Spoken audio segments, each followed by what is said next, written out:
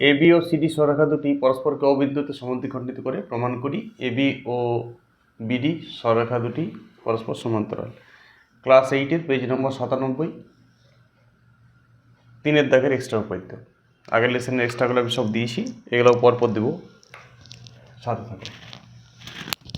Shortcut নিয়মে extra করাবো একটু। এক্সট্রা উপপাদ্যতে বেশি লিখতে নাই। বইয়ের মাত্র 3টা উপপাদ্য আছে, বাকি কিছু স্বতঃসিদ্ধ আছে। উপপাদ্যগুলোকে 4 ভাগে ভাগ করা যায়। এই উপপাদ্যটা দেখো, এক্সট্রা উপপাদ্যটাতে এই উপপাদ্যটাতে নাম দেওয়া আছে, ফলে এইটাতে শিকারটা নিজে মানে এটা টুকে দিলেই হবে। কিছু কিছু এক্সট্রা উপপাদ্য আবার কথা দেওয়া থাকে, সেটার নামটাও নিজে দিতে হয়। এক্সট্রা উপপাদ্য 2 ধরনের আছে, বাচ্চারা বুঝতে পারে না এটা। সবাই দেখবে এক্সট্রা উপপাদ্য 2 ধরনের থাকে, একই ধরনের এক্সট্রা উপপাদ্য থাকে না। কিছু কিছু এক্সট্রা উপপাদ্যের নাম দেওয়া থাকে, এইটা যেমন নাম দেওয়া আছে, এটা শিকারটা বই করাই আছে, তুমি শুধু এইটা টুকবে। এবি সিডি সরলরেখা দুটি পরস্পরকে অবিন্দুতে সমদ্বিখণ্ডিত করে, এইটা শিকার। প্রমাণ করতে হবে তো প্রমাণ করতে হবে লিখব সরলরেখা দুটি সমান্তরাল, কিন্তু সেটা সিম্বলিক লিখব। এবং লাস্টে প্রশ্নটা দেখি চতুর্ভুজটি কী ধরনের। তো এখন আমাকে এবি আর সিডি সরলরেখা দুটা অবিন্দুতে ছেদ করেছে, সমদ্বিখণ্ডিত করেছে, এবং প্রমাণ করি এসিবিডি সমান্তরাল। ঠিক আছে, তো এই গেল আমার এবি সরলরেখা, আর এই গেল সিডি সরলরেখা, পরস্পরকে ও বিন্দুতে সমদ্বিখণ্ডিত করেছি। এইটুকু শিকার হবে। তাহলে শিকারটা ওইটা টুকবো শুধু, কিন্তু একটু চেঞ্জ হবে। সমদ্বিখণ্ডিত করেছি মানে আমি সমানটা নিয়ে নেব ডাইরেক্ট। তাহলে তুমি টুকবে সরলরেখা এবি ও সরলরেখা সিডি। সরলরেখা আর লেখার দরকার নেই, আমি চিহ্ন দিয়ে দিয়েছি। এবি সরলরেখা ও সিডি সরলরেখা, এই যে উপরে দাগ মানে চিহ্ন। সরলরেখা দুটি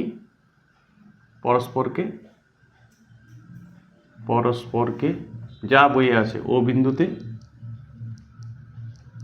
সমদ্বিখণ্ডিত করে।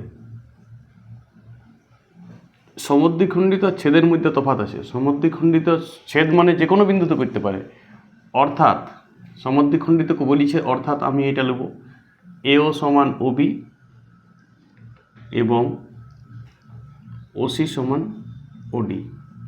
এই দুটো সমান হবে আর এই দুটো সমান হবে, সমদ্বিখণ্ডিত যেহেতু করেছে। এইটা আমাকে নিজের থেকে অক্কেল করে করতে হলো, এটা বইয়ে দেওয়া ছিল না। বইয়ে শুধু সমদ্বিখণ্ডিত ভাষা দেওয়া ছিল, আমি এই দুটো লিখে নিলাম। এটা তুমি না লিখলেও পারো, লিখলে ভালো, ডিজাইনটা ভালো লাগে, দেখতে ভালো, মানানসই হয়। প্রামাণ্য কি? প্রামাণ্য বিষয়টা ভাষাটা দেওয়ার দরকার নেই, প্রমাণ করিতে হবে যে লেখার দরকার নেই, আর কিছু ভাষা দেওয়ার দরকার নেই, ডাইরেক্ট লিখে দেবে এবি সমান্তরাল বিডি। এবি, এটা ভুল প্রিন্টিং হয়েছে, এসি সমান্তরাল বিডি, ঠিক এসি সমান্তরাল বিডি। এবার তাহলে এসিটা টানো তুমি, যেহেতু প্রামাণ্য বিষয় করা আছে এসি বিডি, তাহলে এসি সমান্তরাল বিডি তোমাকে প্রমাণ করতে হবে। এই উপপাদ্যটা করার জন্য আর কোনো অঙ্কন লাগবে না।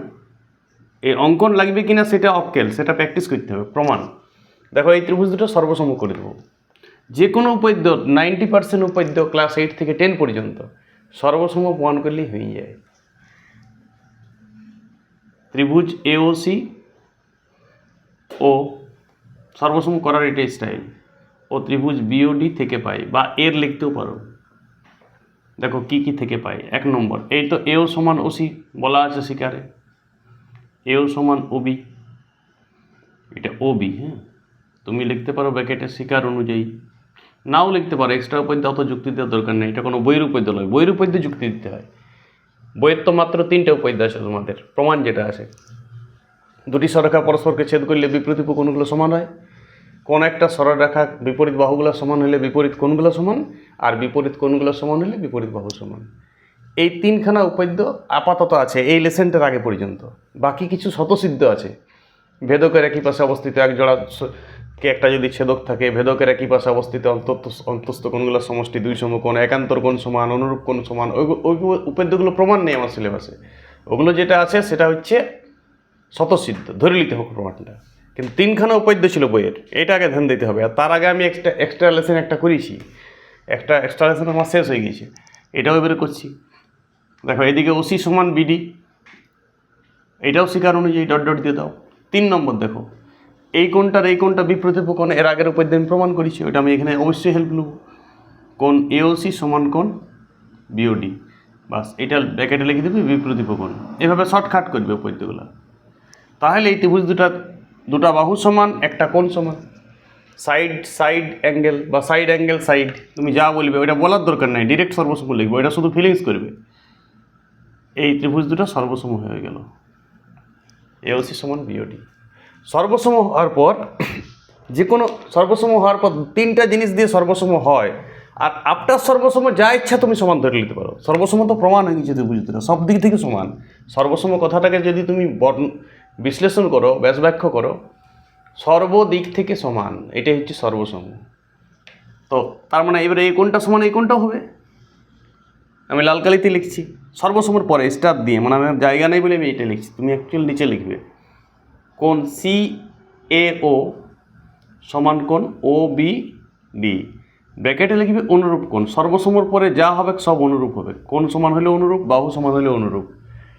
দেখো এবারে কিন্তু এরা একান্তর কোণ বোঝাচ্ছে, দেখো দুটো সরেখা আছে, এইটা ভেদক, তাহলে এটা একান্তর কোণ হচ্ছে। এইবারে নিচটা লিখবে, এটা কিন্তু এই ভাষাটা শিখতে হবে, এটা সারা জীবন তোমার সাথে চলবে। কিন্তু এরা একান্তর কোণ, দেখে বুঝছি, এটা ছবি দেখে বুঝছি কিন্তু এরা একান্তর কোণের ডিজাইন। দুটো একান্তর কোণ যদি সমান হয়েছে কোনো দিন, তাহলে বাহুগুলো তো গ্যারান্টি সমান্তরাল বটে। সমান্তরাল ছাড়া একান্তর কোণ কোনো দিন সমান হয়েছে আজ পর্যন্ত। এইখানে ভাষাটা কী লিখলাম, যারা বুঝতে পারবে না তারা একবার লিখে দিচ্ছি, কিন্তু এরা একান্তর কোণ।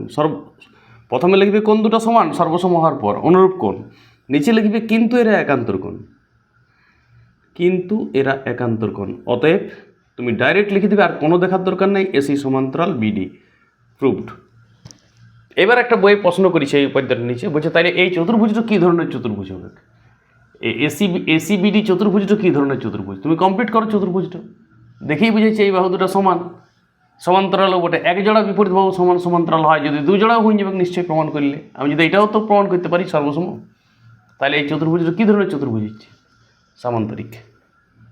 লিখবে এসিবিডি চতুর্ভুজটা, এসিবিডি কিন্তু এবিসিডি লিখে দেবো না, তাহলে এসিবিডি চতুর্ভুজটা একটি সামান্তরিক। উপাদ্যটা এখানেই শেষ হয়ে গেছে, সমান্তরালটা অবধি প্রমাণ। আমি তো স্বীকার, ওইটা এমনি একটা এক্সট্রা প্রশ্ন দিয়েছিল এইটাতে, যে তাহলে যে চতুর্ভুজটা তৈরি হবে সেটা কী ধরনের চতুর্ভুজ হবে, তুমি বলবি চতুর্ভুজটি সামান্তরিক হবে, বাস। ওইটা একটা প্রশ্নের উত্তর দিলে, শুধু ওইটাকে প্রমাণ করলে না কিছু। এইভাবে অঙ্কটাকে রিপিট করো।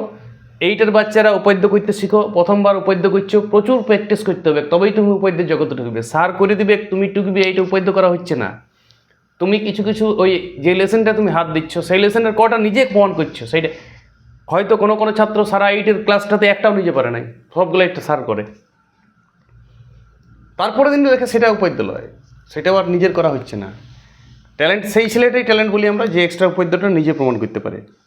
মোটামুটি একটা লেসন হইলো, ওই লেসনেও আগের লেসনে 4টা এক্সট্রা ছিল, এই লেসনের একটা এক্সট্রা আমি করলাম এখন আপাতত, আর অনেকগুলো এক্সট্রা আছে। চেষ্টা করো নিজে করতে, এটা গল্প করলে হবে না, হাই হাই খাই খাই করলে হবে না, আইসে পর থেকে একা বসে এক জায়গায় করতে হবে, টিম ওয়ার্ক লয়।